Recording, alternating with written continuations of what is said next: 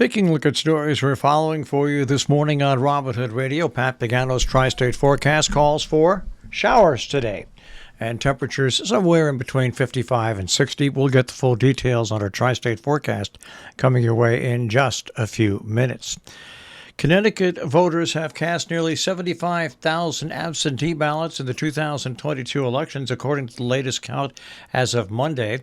It's nearly as many returned absentee ballots, beat the 88,000 mark that were received 4 years ago in the last statewide election before absentee voting rules were relaxed due to the coronavirus pandemic. Through last weekend, the Office of Secretary of State reported that more than 137,000 applications for absentee ballots had been processed since the printed paper ballots became available on October 7th, including over 75,000 from Democratic voters, 24,000 from Republican voters, 34,000 from unaffiliated voters, and 1,500 from voters registered in other political parties. Voters have returned over 75,000 ballots, including 42,000 from Democrat voters, 14,000 from Republican voters, 18,000 from unaffiliated voters, and about 800 from voters registered to other political parties. Well, as I think you're all aware of, the cost of gas in Connecticut has risen sharply in the past week. The price of a gallon of gas in Connecticut spiked 23 cents over last week. The statewide average for a gallon of self-serve regular on Monday, according to AAA, was $3.71 compared to $3.48 1 week ago. The state average price would be higher if the gas tax of 25 cents had not been suspended last spring. As of now, that suspension is set to expire at the end of November, meaning a sharp increase could happen then. Gas hasn't been this expensive since Labor Day weekend. Why is it so expensive now?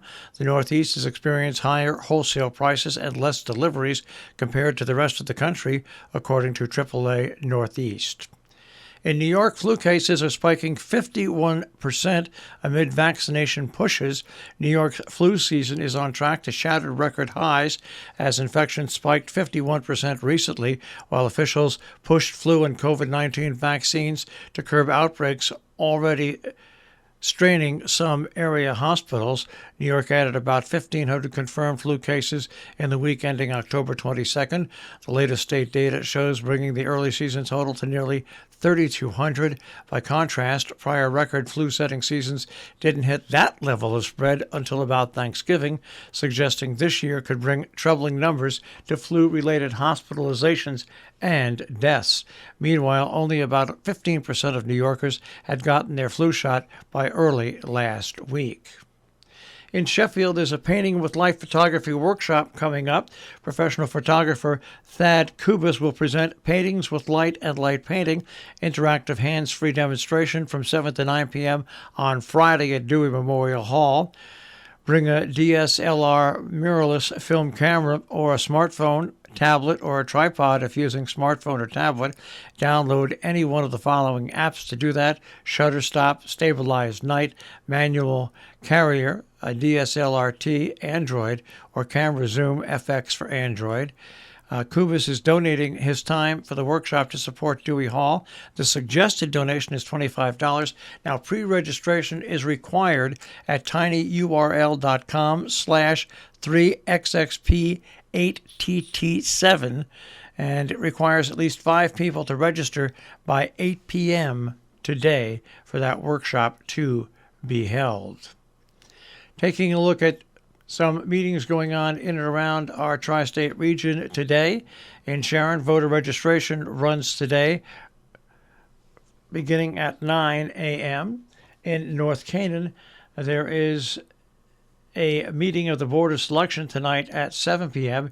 In Cornwall, Inland Wetlands Commission meeting is via Zoom tonight at 7 p.m. In Kent, the Architectural Review Board regular meeting will be held tonight at 5:30. Congregational Church of Salisbury will present its midday music and meditation on Friday from 12 to 12:30. Falls Village Scholarship Association will host its bingo after a 2-year absence at the Lee H. Kellogg School in Falls Village on Friday, beginning at 7 p.m. A Bunko fundraiser for the Sharon Fire Department, put on by the Sharon Ladies Auxiliary, is being held at the Firehouse in Sharon. Doors open at 6:30. Playing starts at 7 p.m. on November 4th. Masks not required but are encouraged. Veteran Storytelling Workshop at the Ankrum Opera House on Friday, November 4th from 3 until 5 p.m. All Saints of America Orthodox Christian Church will again hold its winter clothing drive. That event will take place on Saturday from 9 until 2 at the church. You can drop off donations anytime up until that point. Other stories that we're following for you.